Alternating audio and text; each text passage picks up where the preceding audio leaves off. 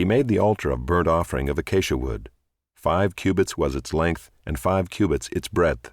It was square, and 3 cubits was its height. He made horns for it on its 4 corners.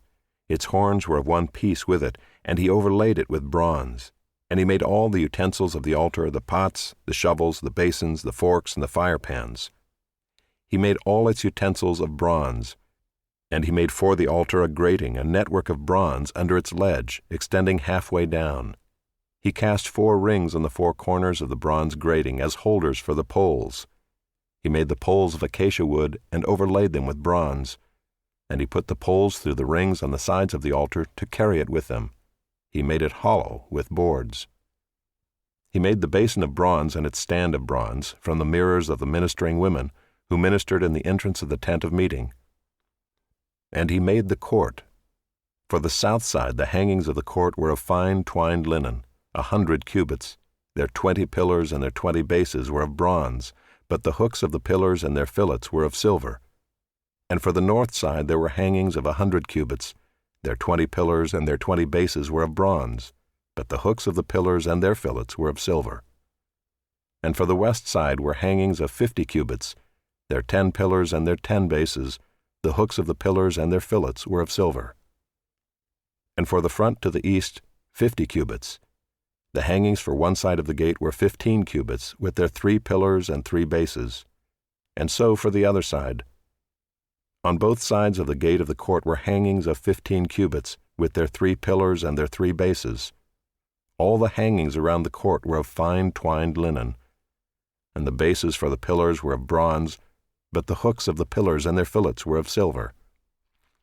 The overlaying of their capitals was also of silver, and all the pillars of the court were filleted with silver. And the screen for the gate of the court was embroidered with needlework in blue and purple and scarlet yarns, and fine twined linen. It was 20 cubits long and 5 cubits high in its breadth, corresponding to the hangings of the court. And their pillars were 4 in number.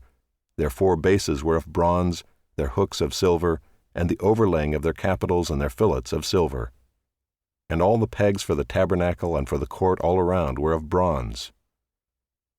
These are the records of the tabernacle of the testimony, as they were recorded at the commandment of Moses, the responsibility of the Levites under the direction of Ithamar the son of Aaron the priest.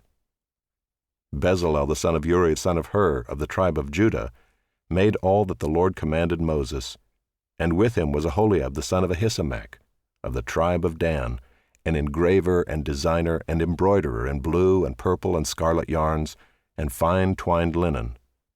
All the gold that was used for the work and all the construction of the sanctuary, the gold from the offering, was 29 talents and 730 shekels, by the shekel of the sanctuary. The silver from those of the congregation who were recorded was 100 talents, and 1,775 shekels, by the shekel of the sanctuary.